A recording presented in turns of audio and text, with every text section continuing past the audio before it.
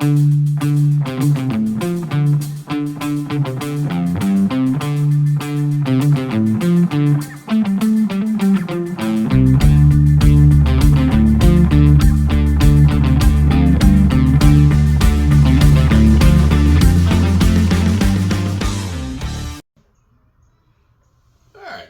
to Scare Rock RC.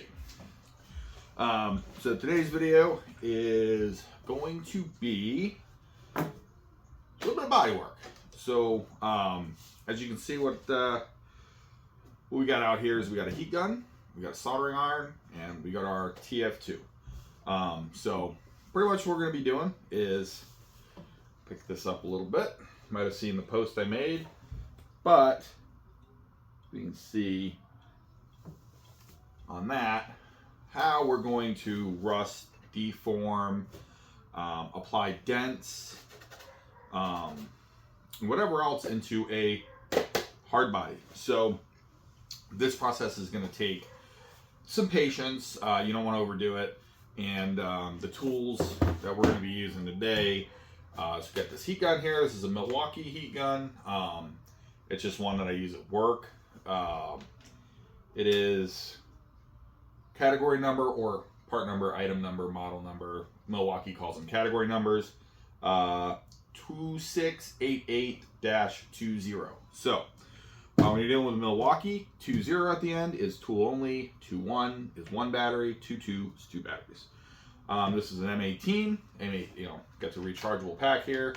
But anyway, that's going to be our heat gun we're using. And I like this one because it does have these interchangeable tips that come off. And this really directs the heat to where you want it in a location when you're working on something this small. For the soldering iron I'm going to be using, it's going to be this Power Pro Pro Series. Pretty inexpensive option. Part number PPPS50W. It is rechargeable. It does come with some tips, and this is its size right here. So it's fairly compact, very small. Works pretty good for not only soldering wires, but doing any kind of this type of work here. So also got a knife and various tools that you'll need in different shapes. That's kind of the big thing is the shape of what you're using to make, for example, a dent. A knife or something very thin is, kind of put along like the side here. You heat that up, you push into it. That's going to be more like a crease into a scrape. So like, scraped up against something sharp type thing. If you want just a dent, I'll get more zoomed in on this when we start working. But like here, that was a 1/4-inch drive extension. So it just really depends what type of dent you're looking to get. So that's where we're going to start, and then I'm going to kind of just show you the process. And like I said, you want to really take time because you can 110% ruin a body by doing this too much.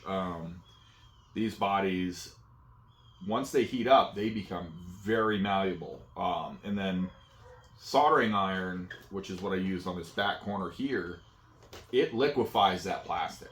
So you got to be really little bit, because if you take too much, you're going to completely ruin that panel. And a lot of times when you're working on a weather truck, you can usually kind of repair that because the thing is weathered, rusty. That's kind of what we're looking at. So we'll get the body off this, and then we'll get a more zoomed in, and we'll start. I'll start by applying a couple dents, and then we'll see if we can make some cool rust like we did on that side. So stick with it, and this is going to be a little bit of a long video because this is a process. So let's just kind of dive right into it.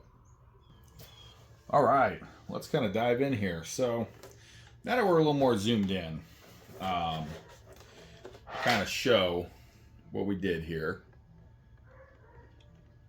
So you can see the holes, you can see the pieces missing, wrong way, up here, and you see that dent there. kind of see that. And then if you go down this way, you can see that dent that's right in here. So what we'll do is we're gonna start on here. I think we're gonna put a crease dent. Probably gonna put a crease dent in this fender.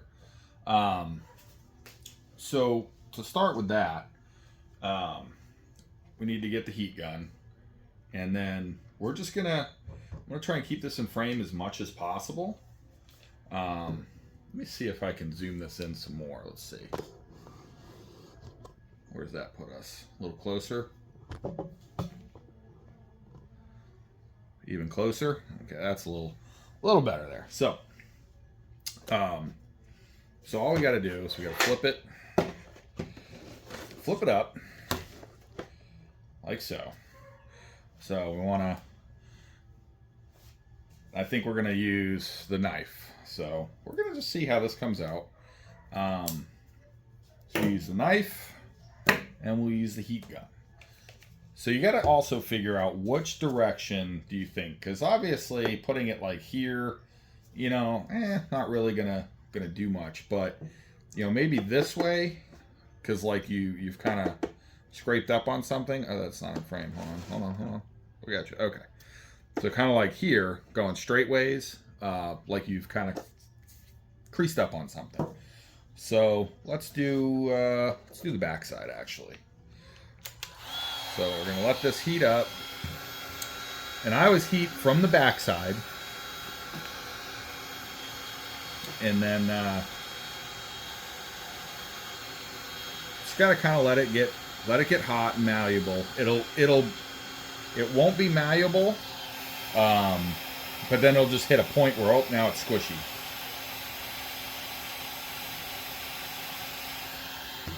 Pull it back up on that side. Yep, there we go. So it's soft now. So we're just gonna push just a little bit, slightly down, like so. And that's gonna give you that deformation there. That's a good little pinch there. So now that it's done, we gotta let it just cool for a minute, but I can now show you what that did. So now, I know it's kind of hard to see, but now you have that dent, that little part there. And like I said, that's just a little, and now it's back to hard again. It's rehardened itself. So let's get a little bit different. Let's see. Let's find some tools here. What do we want to use?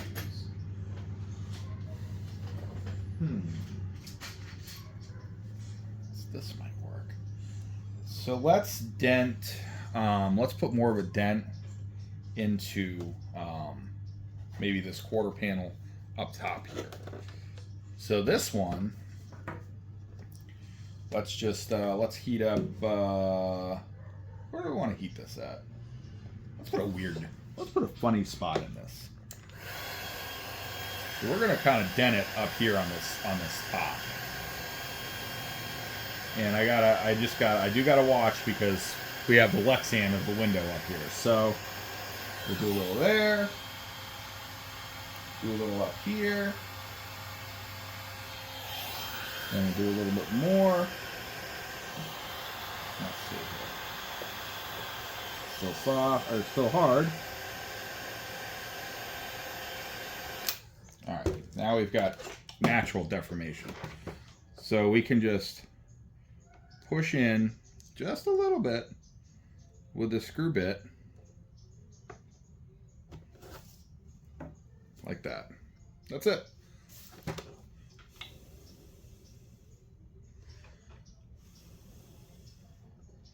And now, let me move this out of the way.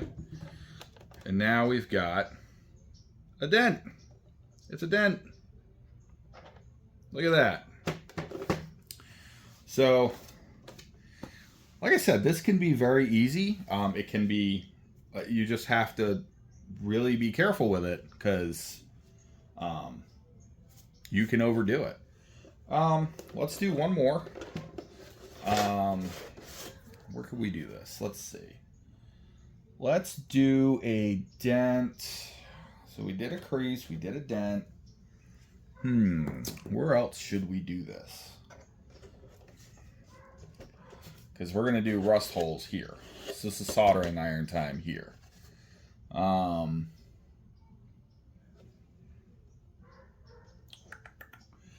Man, trying to figure out a good spot to where we could dent this. That's a nice door, though. Jeez, I'd hate to ruin that door. Let's do a little dent on this back corner here. We'll do the back corner. And this is going to be a big dent. So I'm going to use the base of the knife, and mainly because, or maybe even this side, because we have multiple different shapes. So the shape of whatever we're using to dent is 110% going to, it's going to affect what it looks like. Now you don't want to do this like too much, you don't want to go too crazy with the heat gun, because what can happen is you can like bubble and blister the plastic, and we don't want to do that. So stay steady.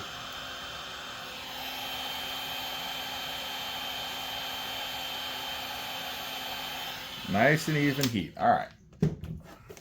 Let's try like a little bit of, there we go. Just kind of push that into that. And that's going to give you a nice, well, I mean, not nice technically, nice creased dent. So you can kind of rework these, re-soften them, push back in, but this will never be perfect again. And you'll see on that dent just the different effects that it gives on that. So it's really in the shape of the object you're using. If you want, like, something obviously round to hit, like on the bed maybe, which I might do a tailgate some other time, a round object, more of a complex object. So it really depends. So now that we've kind of shown the dent part, let's go on to the rust part. So the rust part, this is a little bit more scary. I'll be honest. We're just going to use the chassis, and we're going to kind of try and prop this up like so, like that. This is a little bit more scary because you're not just denting, you're not just warming up the plastic and pushing into the body. This is gonna cause the plastic to literally melt. So on this particular soldering iron, you got to switch it on, and you just got to hold it. That's the bum part. You got to hold it to heat it. So once we do that, I'll let this heat up, and then I'll tell you a little bit about the rust itself. So the rust itself, I'm using this stuff. This is Modern Masters Metal Effects Iron. This is actually an oxidizing iron paint that has iron in the paint, which causes it's real rust you're putting on here. And then you have this activator, which is just an acidic solution. It is acidic aqueous solution and copper salts. So you can actually have the same general effect if you were to put salt water. So you could put that paint on, run it at the beach. It's going to rust just like metal. But this just kind of speeds up the process, and it does come in a whole kit. So, and we're hot. All right. This even scares me a little bit because this is a point of real true no return. But you got to figure out where you want your rust holes. So I think we're going to put one right here. So you'll see how quickly it just takes out that plastic. It smells horrible, by the way, So So now we have a notch in there. So let me get something else. I have a pick. So what we can do is I'm going to try to heat this pick up with this soldering iron and see if we can do it that way. I haven't tried doing it this way yet, to put a pinhole in. Otherwise, we can use the heat gun again to get a pinhole effect. No, we're not hard. We're not hot enough. So, and then if we wanted to move some down here, I mean, I don't know if you can hear it in the camera, but you can hear the plastic sizzling. And then you're just going to kind of go through this.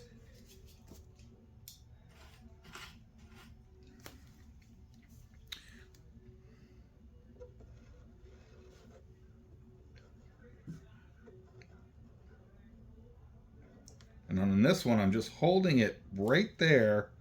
Let me use the pick to poke through that.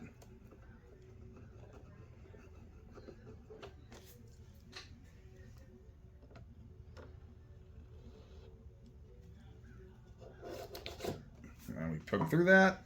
Then obviously you're going to have to sand. You're going to have to, you know, kind of do that with this and clean up this metal, or this metal, this plastic. So, let's put a little bit right here. There we go.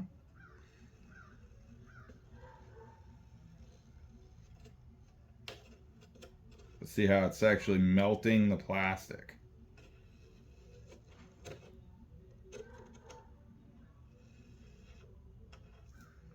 Which is okay. That's what we're going for. There we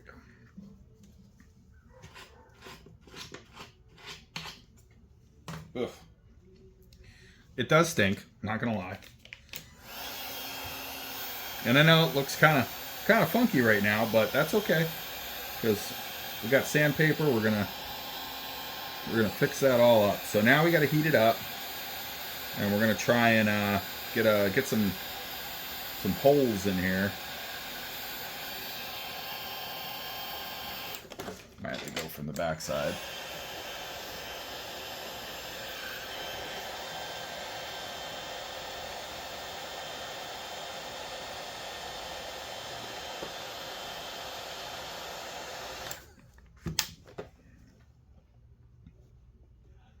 That's a lot of deformation there.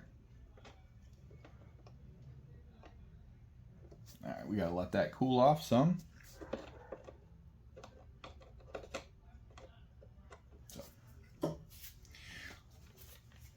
So once that cools, then you can take your sandpaper, because it looks pretty bad right now, don't it? Let me zoom in. That looks pretty weird, huh? Oh, wrong way. Oh, there we go. That looks pretty rough. But that's what this looked like. Come on, get in the... That's what this side looked like before we started doing it. So in something like this, you just really want to take your time and get the shapes that you want out of this. Because when you're doing this weathering type stuff, it... you know, sometimes you can kind of take a little too much, and then you're going to be, uh-oh. So anyway, I think that's got you a pretty good idea how to do this. It's just really taking your time, taking it easy, and I got to let this reharden and cool down before I can sand that. Yeah, it's just, you know, when it comes to using, especially this rust paint, this stuff is not like it's not an immediate thing, because this has to rust, it has to oxidize, it takes time to do that. So sometimes I'll sit here and I'll just put a little on. You do it with a little bit with a sponge, and I let it sit, let it dry, cure up. Add this with a Q-tip. Now this is a spray bottle. I tried to do the spray on it, and I'll tell you what, it gets over everything. And it's a salt solution. So now you've got all these little specks of dried salt, basically, all over your truck, and it looks, you gotta wash it because it'll eat the paint. It's a corrosive solution. So, but yeah, you just kind of take a Q-tip, dip it in there, and just kind of dab it on the paint after it's dried. And usually this here took 2 days to get to that, and it's going to continue to rust and lighten up like the rest of it. So it takes time. So once you apply this paint, once you apply the activator, you just let it sit. You let it sit there and do its thing. So I hope this helps of how to do this. I've never attempted this on a 3D printed body, just on, you know, these hard bodies, which are like ABS, pretty much like plastics. I don't know if a print is gonna have the same reaction. I mean, they still are plastic and they will still melt and deform, but I don't know on how much and stuff like that. So this is RC4WD drive stuff, which is like an ABS plastic. So with all that said, sorry. I did want to just point out one more thing before we end this video, since we're talking about weathering, is that bumper with that oxidizing paint. It really, I think the chrome and even the door handles, I mean, I think the chrome looks best with that oxidizing paint, to be honest. I think it came out beautiful. So anyway, I'll leave it at that. And, yeah, I'll see if I can make another one on patina and how I did that. It's basically multiple layers. And then you just lightly sand down until you get to your browns and tans and blacks and whatever you put underneath that. And then you kind of just scuff it off a little bit at a time. This has got some iron oxide on it, so a lot of these spots do, but some of them don't. So like here, this is just paint. This is just paint. There's a little iron oxide there, iron oxide here. So anyway, with all that said, drop a like, drop a subscribe, drop some comments on what you would want more to see. Yeah, get out there, get dirty with some RCs, and you know, make them look cool before you do. Till next time.